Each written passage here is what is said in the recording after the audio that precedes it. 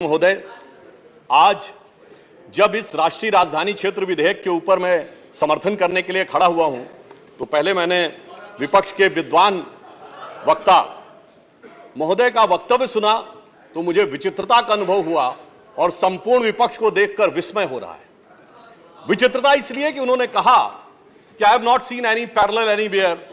तो मैं भी कहना चाहता हूं, ये पहली बार ऐसा हो रहा है कि किसी देश की राष्ट्रीय राजधानी में उस देश की केंद्र सरकार की शक्तियां उससे अधिक शक्तियां किसी और की होनी चाहिए। मेरे विचार से दुनिया में ऐसा कोई दूसरा उदाहरण देखने को नहीं मिलेगा। So I support what Abhishek Manu Singhvi ji has said, I am unable to find parallel anywhere in the world. दूसरा विषय जो मैंने कहा कि विस्मय का अनुभव क्यों हो रहा है, अभी देखिए उन्होंने 2 बार सुपर सीएम प्रयोग किया कॉन्स्टिट्यूशनल पद पर बैठे हुए व्यक्ति के लिए, मगर महोदय इस देश ने बगैर संवैधानिक पद पर बैठे हुए सुपर पीएम 10 साल तक देखा है। और मैं ये कह रहा हूं कि अभी मैंने कितना सुंदर सामंजस्य देखा कि उन्होंने कहा कि समय कम हो रहा है, तो आम आदमी पार्टी वालों ने कहा हम भी समय देने को तैयार हैं। सारे विपक्ष को देख के विस्मय होता है कि कांग्रेस पार्टी, जिसका कि 3 राज्यों में स्थिति यह रही कि गुजरात में वोट हाफ कर दिया, बिल्कुल बता रहे हैं, सुनिए तो, अरे सुनिए तो, बता रहे हैं। सॉरी गुजरात मेंबर्स का vote one second. Dr. Abhishek Singhvi was heard in rapt attention. This is the decorum of the house. No. Yes, I am coming to that, sir. Let me do not get into disruptive mode. Dr. तो मैं कहना चाहता हूं कि ये लोग किस तरीके से आए हैं साथ में। अरे साहब, बहुत सारे शेर बोले तो ऑर्डिनेंस के पार्ट नहीं थे, हम भी बता रहे हैं आपको। I will have to name you. देखिए इनकी I will have to name you. कि You have got it as a habit. क्या शिद्दत दिख रही है एक दूसरे को सपोर्ट करने में। देखिए इनकी स्थिति ये we want decorous debate here. Doctor said many things, maybe digestible, maybe indigestible. Dr. Sudhanshu Trivedi. मैं सिर्फ ये कहना चाहता हूं कि गुजरात में कांग्रेस का वोट हाफ कर दिया, पंजाब में इनका स्विच ऑफ कर दिया, दिल्ली में साफ कर दिया और आपने इनको माफ कर दिया। और उसके माफी के बाद भी मुझे लगता है, अभिषेक मनु सिंघवी जी ने कहा था तो मैं भी ये कहना चाहता हूं, आप साथ में आए हैं दिल्ली के इस बिल पे, दिल्ली की जनता के लिए आए हैं या किसी और कारण से आए हैं, ये दिल्ली की समझदार जनता समझती है।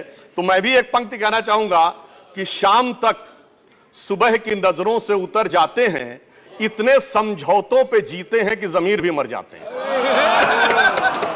अब यह एक संवैधानिक विषय है। संवैधानिक विषय है कि यह जिस प्रकार से संविधान में लागू होना चाहिए, परंतु उसके साथ राजनीतिक टीका टिप्पणी की जा रही है, तो एक सैद्धांतिक विषय भी आता है। तो मैं संवैधानिक और सैद्धांतिक दोनों विषयों का जवाब दूंगा। I will reply both the constitutional and conceptual aspect. देखिए, माननीय गृह मंत्री जी ने लोकसभा में बहुत स्पष्ट किया था कि दिल्ली पूर्ण राज्य नहीं है, यह एक विशेष श्रेणी का यूनियन टेरिटरी है, यानी विशेष श्रेणी का संघ शासित राज्य है। वैसे मुझे लगता है संघ शब्द आते ही बेचैनी ज्यादा हो सकती है दूसरी तरफ, और संघ शासित से बेचैनी और हो सकती है, इसलिए मैं यूनियन टेरिटरी वर्ड प्रयोग करूंगा। It is a special category of union territory. और वैसे भी आजकल अंग्रेजी के प्रति मोह बहुत ज्यादा है, क्योंकि अपने गठबंधनों का भी नाम अंग्रेजी में ही ज्यादा रखा जा रहा है। संविधान में जो भाग 8 में उल्लिखित, वैसे तो जब मैंने टीवी चर्चा के दौरान कई बार विपक्ष के लोगों से INDIA का हिंदी फुल फॉर्म पूछा, तो पहले दिन तो लोग गूगल देख के भी नहीं बता पाए। खैर, अब मैं कहना चाहता हूं कि संविधान के भाग 8 में उल्लिखित प्रावधानों के अनुसार, अरे सुनिए बात, देखिए संविधान के भाग 8 में उल्लिखित प्रावधानों के अनुसार अनुच्छेद 239 से 242 तक संविधान में इस विषय का पूर्ण वर्णन है। अनुच्छेद 239AA में इसका विशेष प्रावधान किया गया है। यदि उसके क्लॉज को 239AA3B को देखें तो संसद को दिल्ली संघ राज्य यूनियन टेरिटरी से संबंधित किसी भी विषय पर कानून बनाने का पूरा अधिकार है। इसमें किसी भी प्रकार का कोई संशय नहीं है। सर्वोच्च न्यायालय के जिस निर्णय का बार बार उल्लेख किया जाता है और हमारे विरोधी उसको अपने हिसाब से प्रयोग करते हैं, उसमें भी बहुत साफ देख लें कि 105 पेज के उस निर्णय में कहीं पर भी सर्वोच्च न्यायालय ने संसद के द्वारा दिल्ली के बारे में कानून बनाए जाने के विषय के ऊपर किसी प्रकार की कोई टिप्पणी नहीं की है। इसके बाद भी न्यायालय के आदेश में पैरा 161 और 162 को कई बार उल्लेख किया जाता है, परंतु यदि पूरे संदर्भ में देखें तो पैरा 86, 95 और पैरा 164F को पढ़ें तो वहां पर संसद के द्वारा दिल्ली के संदर्भ में किसी भी विषय के ऊपर कानून बनाने की शक्तियों का विधिवत अनुमोदन है, कहीं पर निगेशन नहीं है। और स्पष्टता के साथ इसकी आवश्यकता क्यों थी? ताकि शासकीय आदेश को एक विधायी शक्ति भी मिल सके, एग्जीक्यूटिव ऑर्डर को एक लेजिस्लेटिव पावर भी मिल सके। इसलिए उस अस्पष्टता को दूर करने के लिए to remove any an iota of suspicion यह आवश्यक था। इसलिए मैं इस बिल का समर्थन करता हूं। अब कई बार लोग कहते हैं साहब अध्यादेश की आवश्यकता क्यों थी? वैसे तो माननीय गृह मंत्री जी ने भी इस विषय को लोकसभा में बताया था। अभिषेक मनु सिंघवी जी ने कहा कि 19 तारीख को अध्यादेश क्यों आया। शायद उन्हें ध्यान हो कि दिल्ली सरकार में जैसे ही चंद दिनों में ताकत मिली तो सबसे पहले किन फाइलों के बारे में, सतर्कता के साथ सतर्कता विभाग की फाइलों के बारे में कार्रवाई की गई। मीडिया में प्राप्त समाचारों के अनुसार सतर्कता सचिव ने यह रिपोर्ट किया कि रात 9 बजे मंत्री के द्वारा उनको कॉल किया गया, सुबह 3 बजे तक वह कार्रवाई चलती रही, 76 से अधिक फाइलें मंगाई गईं और उन्होंने उपराज्यपाल महोदय को यह आशंका भी व्यक्त की कि उसमें कई ऐसी फाइलें थीं जो कि गोपनीय थीं और उसके अनुसार उन फाइलों में किसी भी प्रकार की छेड़छाड़ भी संभव है।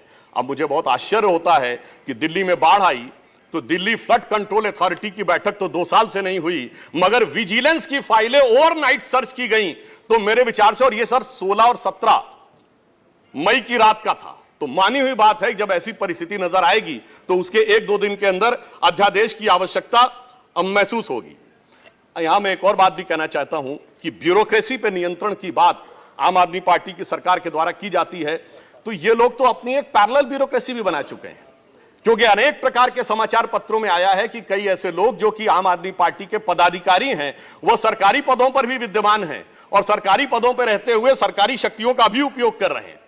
वैसे ये लोग बहुत दावा करते हैं कि उन्होंने बहुत सारी चीजें फ्री दिया, कुछ 100 रुपए दिल्ली की जनता को कुछ मामलों में फ्री मिला और अपने लोगों को कई मौकों पे, कई जगहों पे, दर्जनों से ऐसे लोग हैं जिनको लाख लाख 1.5 लाख की तनख्वाहें मिली। और यदि आरोपों को देखा जाए तो करोड़ों रुपए के घोटालों के आरोप हैं। एक कहावत होती है, माले मुफ्त दिले बेरहम।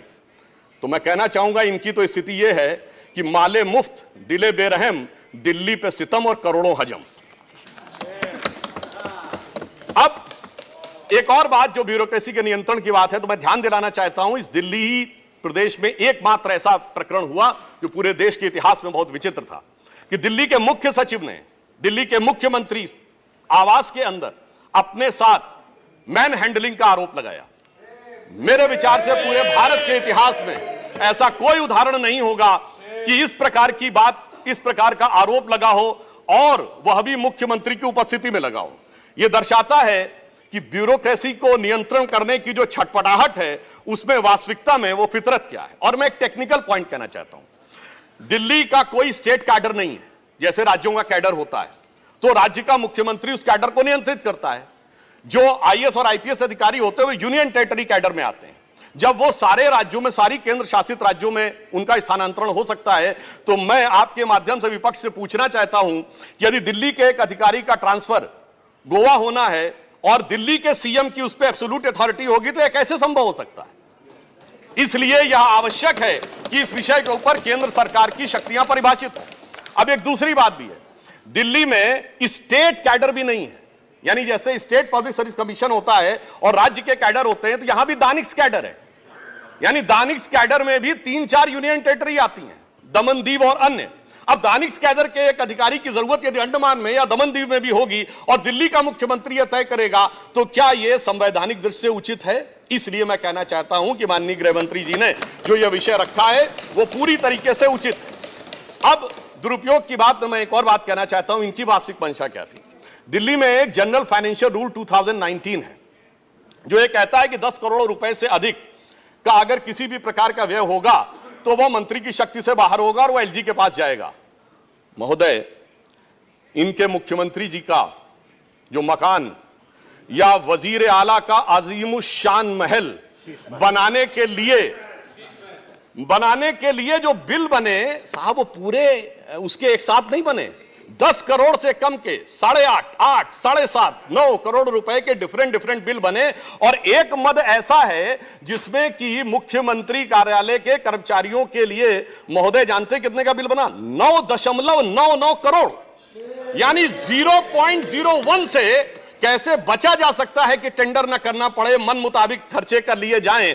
यह दर्शाता है कि नियमों के प्रति और ब्यूरोक्रेटिक नियमों के प्रति इनके मन में क्या आस्था है। और इतना ही नहीं, दिल्ली मेट्रो के लिए तो वृक्ष काटने की परमिशन वर्षों तक नहीं मिलती थी, मगर मुख्यमंत्री आवास के लिए वृक्ष काटने की परमिशन उनको मिल जाती थी। अब इसके साथ मैं एक और बात कहना चाहता हूं, एक नैतिकता सैद्धांतिकता का सवाल उठाया जाता है। तो मैं कोट करना चाहता हूं कि दिल्ली के मुख्यमंत्री जी ने, जिनका वो आलीशान शीश महल बना हुआ है, उन्होंने 27 अक्टूबर 2013 को शीला दीक्षित जी के विषय में लिखा था ट्वीट, और उनको मैं कोट कर रहा हूं। उन्होंने कहा कि दिल्ली की मुख्यमंत्री शीला दीक्षित जी के घर में 10 एसी लगे हैं, मैंने तो सुना है कि बाथरूम में भी एसी लगे हैं, कौन भरता है इस एसी का बिल? और आगे वो कहते हैं, मेरा तो कलेजा कांप उठता है ये सोचकर कि दिल्ली की 40% जनता झुग्गियों में रहती है, तो कोई मुख्यमंत्री ऐसे आलीशान घर में कैसे रह सकता है। मैं कहना चाहता हूं, देखिए, केजरीवाल जी का कलेजा कापा हो या ना कापा हो, रूह कापी हो ना कापी हो, रूह है क्या है, किसकी रूह है, उस पर मैं टिप्पणी नहीं करना चाहता, मगर मैं एक बात जरूर कहना चाहता हूं कि शीला दीक्षित जी जहां भी होंगे उनकी रूह को बहुत तकलीफ हो रही होगी कि जब उनके ऊपर ऐसी बातें करने वालों के साथ वो सारे लोग आज आकर खड़े हुए होंगे। वैसे महोदय, उनके घर में 10 एसी थे, यहां तो 15 टॉयलेट भी हैं। और इतना ही नहीं, एक एक करोड़ रुपए के पर्दे भी लगे हुए हैं, और 1 करोड़ रुपए के पर्दे का एस्टीमेट है। और इतना ही नहीं, अब सुनिए, उनके सामने एक दूसरी समस्या हो गई है कि अभी तक जो बातें चल रही थी, अब उनके सामने यह समस्या है कि उन चीजों को कैसे छुपाएं। देखिए, मैं इनके लिए कहना चाहूंगा कि अब उनकी फितरत जग जाहिर हो चुकी है।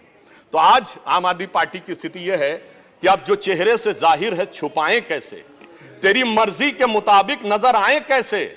अब इस घर को सजाने का तसव्वुर हुआ बात की बात, अब तो मुश्किल है कि इस घर की हकीकत को छुपाएं कैसे।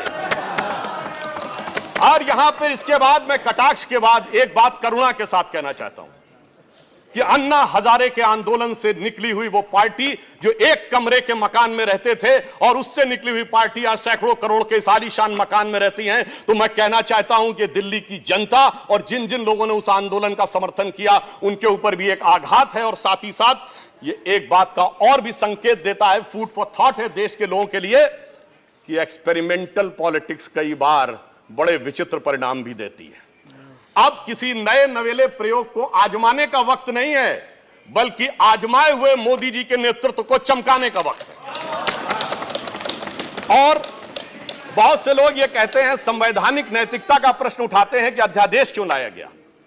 अध्यादेश के लाने का तात्कालिक कारण मैंने बता दिया, और वैसे मैं अपने विपक्ष के लोगों के सुलभ संज्ञान के लिए बता देना चाहता हूं कि इन लोगों ने कितनी बार अध्यादेश लाए हैं। नेहरू जी की सरकार में 70 बार, इंदिरा जी के जमाने में 77 बार, राजीव जी के समय में 35 बार, नरसिम्हा राव जी के समय में 77 बार, मनमोहन सिंह जी के समय में 61 बार, और जो यूनाइटेड फ्रंट गवर्नमेंट बनी थी भाजपा विरोध में, उसमें 1.5 साल में 77 बार। तो मुझे लगता है अध्यादेश का विषय उठाने से पहले इस अंक गणित को भी देख लेना चाहिए। अब मैं एक और बात कहना चाहता हूं, जो संविधान की दुहाई देते हैं उनके लिए, ये तो वो लोग हैं सभापति महोदय जिनकी संविधान में क्या आस्था है। इन्होंने संसद के द्वारा पारित सीए कानून के खिलाफ विधानसभा में प्रस्ताव पारित कर दिया। यह संविधान का सम्मान है। और वो सिटीजनशिप अमेंडमेंट एक्ट था। नागरिकता का विषय तो पूर्ण राज्य का भी विषय नहीं हो सकता, और तो उसके बावजूद दिल्ली सरकार ने पारित कर दिया। तो इसका अर्थ हुआ कि ये जिस प्रकार के कार्य करते हैं उनका संविधान में कोई आस्था नहीं है। और अभिषेक मनु सिंघवी जी अभी कह रहे थे इलेक्टेड गवर्नमेंट, तो मैं याद दिलाना चाहता हूं, after the 72nd and 73rd constitutional amendment there are 3 tier of government, जिसमें एक म्युनिसिपल और जिला पंचायत, एक स्टेट और एक सेंटर। तो मान्यवर, ये तो राजीव गांधी जी लाए थे। तो आपके मन में ना ऊपर वाली इलेक्टेड गवर्नमेंट के लिए सम्मान है, ना नीचे वाली, क्योंकि चंद महीने पहले तक तो ये एमसीडी से भी लड़ते थे और दिल्ली से भी लड़ते थे। तो जब आप कॉन्स्टिट्यूशनल वैलिडिटी की बात करें तो मेरे विचार से तीनों गवर्नमेंट की बात होनी चाहिए, और केंद्र सरकार के संबंध में केंद्र से अधिक संवैधानिक शक्ति इलेक्टेड गवर्नमेंट में इस विषय के ऊपर किसी और की नहीं हो सकती। और मैं एक और बात वेदना के साथ कहना चाहूंगा, ये तो वो लोग हैं जिन्होंने गणतंत्र दिवस की परेड पर भी संवैधानिकता की बात करते हैं, जिस दिन संविधान लागू हुआ उसकी पूर्व संध्या पे प्रदर्शन किया था। महोदय, मैं बताना चाहता हूं कि जिस समय इमरजेंसी लगी थी तब भी हमने कभी 15 अगस्त और 26 जनवरी के दिन राजनीति करने का प्रयास नहीं किया। तो वो लोग जब संवैधानिकता की दुहाई देते हैं तो बहुत आश्चर्य लगता है। और जब बार बार यह स्पष्ट किया जा चुका है कि फुल स्टेट नहीं है महोदय, मगर ये फुल स्टेट से भी संतुष्ट होने वाले नहीं है, इन्हें तो सुपर स्टेट चाहिए। और फुल स्टेट से सुपर स्टेट की दौड़ में मुझे डर इस बात का है कि मेंटल स्टेट में भी ना पहुंच जाए कहीं, तो कोई आश्चर्य की बात नहीं हो सकती है। और यह बात इसलिए कह सकते हैं कि 49 दिनों की वो सरकार, जब कांग्रेस पार्टी ने इनकी पालकी ढोकर सत्ता की दहलीज पहली बार पार कराई थी, उसके द्वारा अगर आप पारित इनका लोकपाल विधेयक देख लें तो उसमें संसद और सुप्रीम कोर्ट और जाने क्या क्या सारी चीजों को एक में मिला लिया गया था। और मैं एक बात और कहना चाहता हूं, ये तो वो पार्टी देश का संविधान छोड़िए, अपनी पार्टी के संविधान में आस्था नहीं रखती। जब आम आदमी पार्टी बनी थी तो उसके संविधान में व्यवस्था थी कि उनका अध्यक्ष या संयोजक 3 वर्ष के लिए होगा और अधिकतम 2 बार होगा।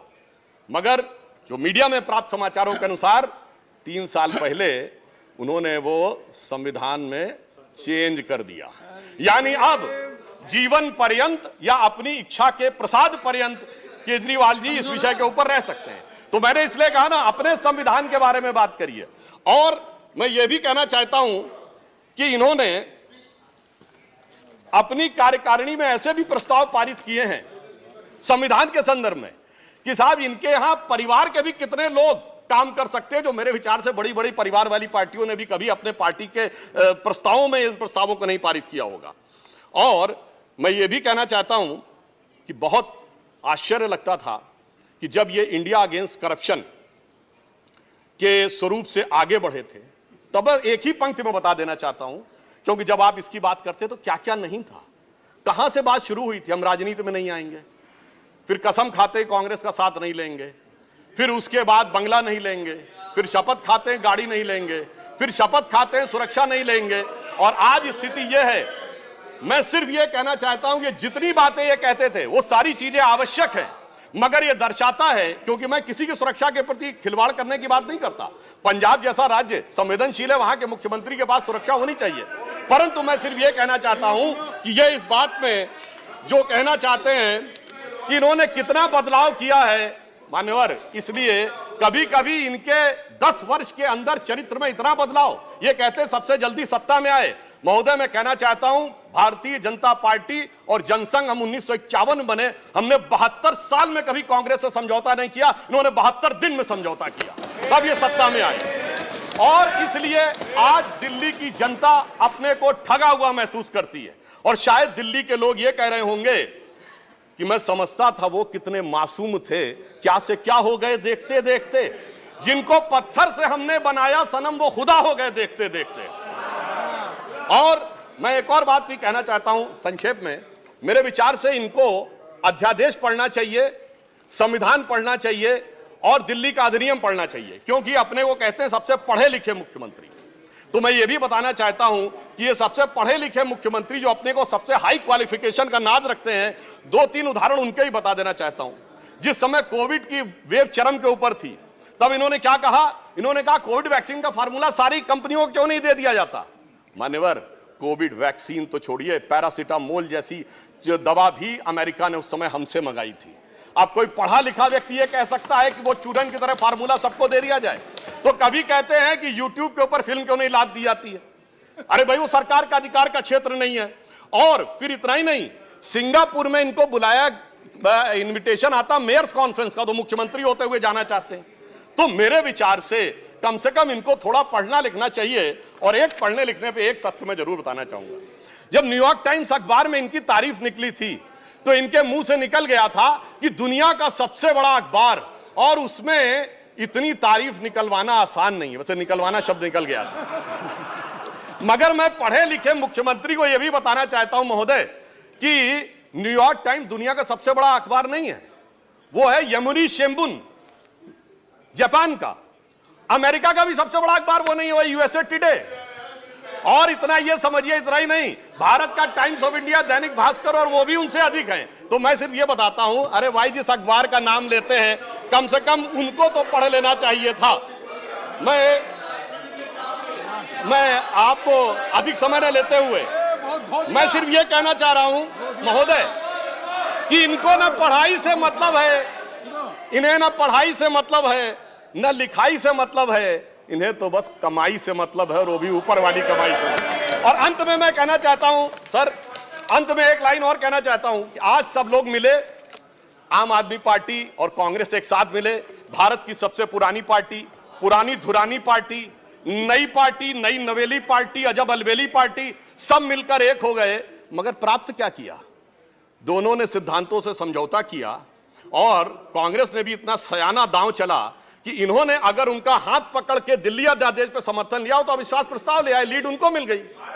तो इसलिए मैं कहना चाहता हूं अंत में कि इन लोगों को आखिर में क्या प्राप्त हुआ, ये पंक्ति कह के समाप्त करता हूं कि इनको विधेयक भी नहीं मिला और सम्मान भी नहीं मिला, यानी इज्जत भी गई, बात भी नहीं मिली। तो एक पंक्ति कहता हूं, न तुम ही मिले, आप लोगों के लिए लागू है, न तुम ही मिले न मयस्सर तुम्हारी दीद हुई, दीद मतलब साइट, न तुम ही मिले न मयस्सर तुम्हारी दीद हुई, तुम ही कहो ये मुहर्रम हुई कि ईद हुई।